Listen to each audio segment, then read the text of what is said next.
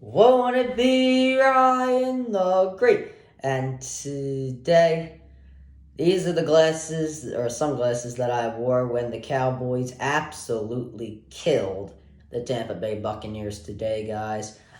We will be reacting to that game. As you guys know, the Cowboys defeated the Tampa Bay Buccaneers 31-14 last night. I did stream that game. It was very boring for like the fourth quarter because the Cowboys pretty much had it sealed away. And yeah.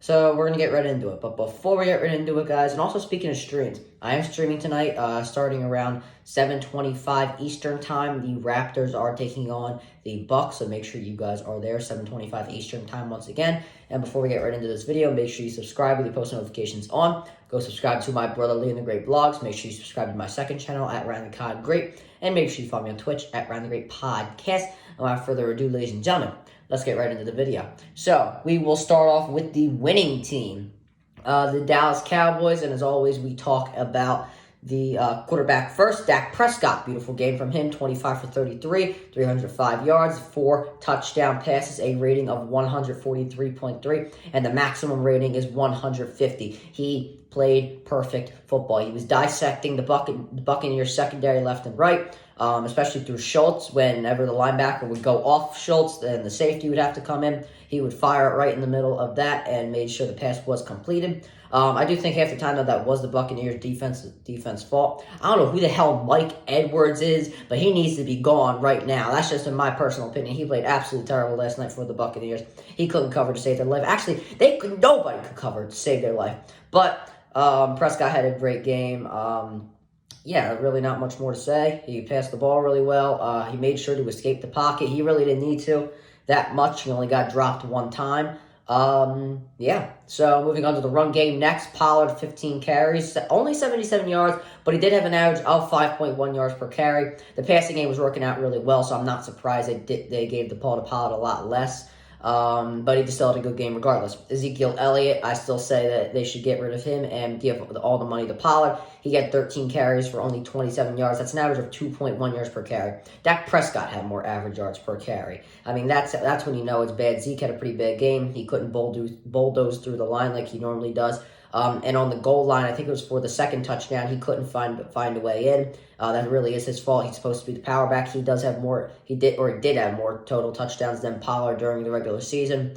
He needs to find a way to get into the end zone, and yeah, it's just not a good look. Receiving, a dark horse came out, which was Dalton Schultz. He had 7 catches, 95 yards, and 2 touchdown receptions. Half the times because they weren't guarding him. Why? I don't know. But he still had a great game. I really do think it was Prescott that kind of carried the receiving corps throughout the game, to be honest, except for the first 3 passes. But he definitely carried the receiving corps throughout the game.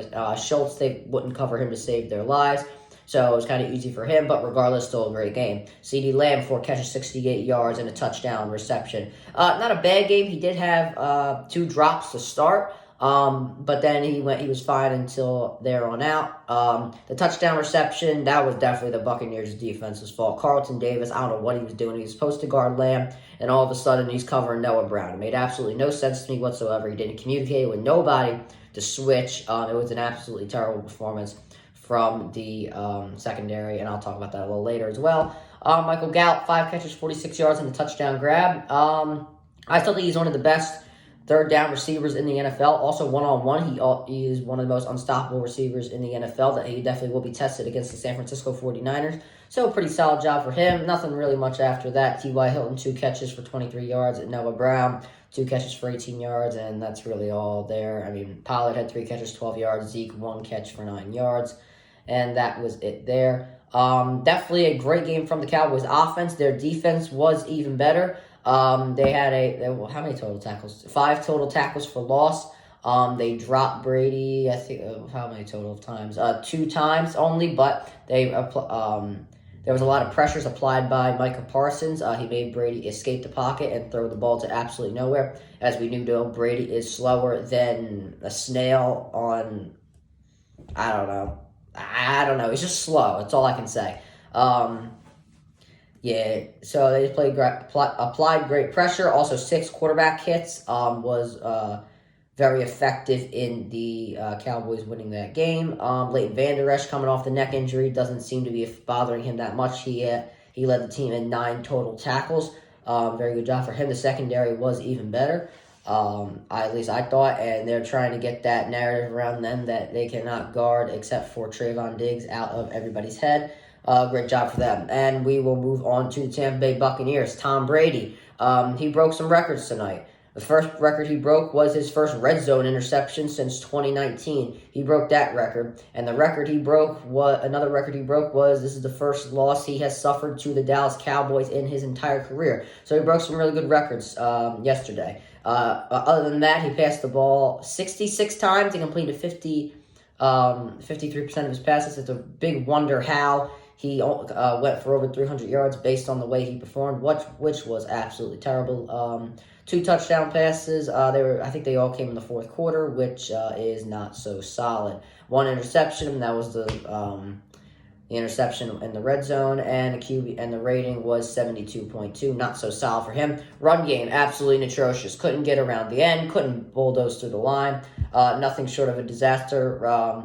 Rachaad White, he did have 7 carries, 41 yards. That's an average of 5.9 yards per carry. It doesn't feel like he averaged 5.9 yards per carry. Half the time, I felt like he was getting 2 yards per carry. And that was actually the reality for Leonard Fournette, who had 5 carries for 11 yards. That's an average of 2.2 yards per carry. Apparently, he's supposed to turn it up in the playoffs. I did not see that there. Every time he touched the ball, it felt like, Godzilla was pushing him back. It was just absolutely terrible for him. But moving on to the receiving core, Chris Godwin, 10 catches, 85 yards. Solid game for him. I just felt they could have done a little more to get him involved on explosive plays. He is a very fast receiver, so getting the ball out should not be a problem to him. Also, the fact that he averaged 8.5 yards per catch, and he only averaged, I think it was like 9.8 yards per reception. 9.8 yards per reception this year. Not so solid. Did have over 1,000 yards. I think he has the potential to be better than Mike Evans, especially what we looked at from this year. But not getting him involved on explosive plays was a bad idea. I get that he is good on screens, but it's the playoff game, and they were getting killed half the time. Running screen passes are not going to work. Julio Jones had 7 catches, 74 yards, and a touchdown reception. Just about all of those happened in the fourth quarter. I really don't see much anything there. Mike Evans, 6 catches, 74 yards. Once again, pretty much all in the fourth quarter. And late in the third, he really did nothing for the better half of the game. Cade Otton, 4 receptions, 58 yards. Once again, all in the fourth quarter. Not really much special there. Rachaad White, he got 4 catches, 36 yards. What do you have a total of? 77 yards total, so that's really good. Russell Gage, 2 receptions, 10 yards. We do pray for him that he is better. Apparently, he has a concussion, and he is being evaluated for neck injuries. I have no further update by Tuesday, January 17th, but we do hope that he is okay and makes a fast and full recovery. Cameron Brate, 1 catch, 8 yards. I thought he was supposed to be half decent this year, but he was just a bum. Leonard Fournette, 1 reception for 6 yards. So he had an average of 17 yards total, so that's really good.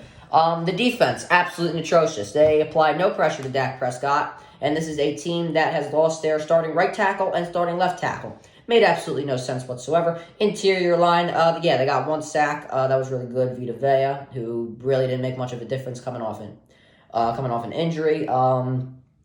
I don't know who the hell Mike Edwards is, but he has got to go. I don't think I've ever heard of this brother a day in my life. He was absolutely atrocious. He couldn't cover nothing. He couldn't switch on to anybody. The safeties were absolutely terrible. They were just letting guys get open, weren't looking around the field.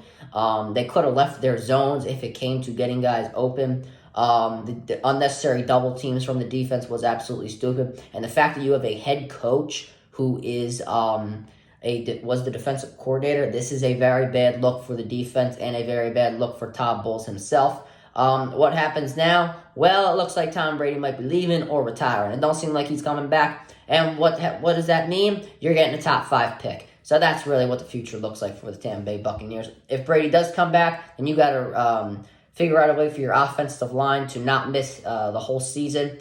Either cut Leonard Fournette or sign another running back. Signed a third tier receiver because Julio Jones did not get the job done this year. 24 receptions, 299 yards, 2 touchdowns. Mike Evans has got to have a better year touchdowns-wise. Chris Godwin, I thought he had a pretty good year. Otten, I don't think he is that tight end to get the job done.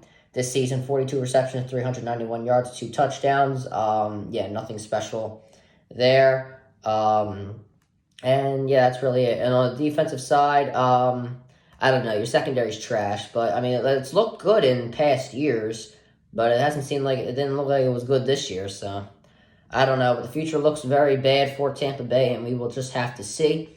But for now, that's going to do it for this video, guys. Make sure you subscribe with your post notifications on. Go subscribe to my Brotherly and the Great vlogs. Make sure you subscribe to my second channel at Ryan the Cod Great. And make sure you follow me on Twitch at Ryan the Great Podcast. And as always, Ryan the Great out. Peace.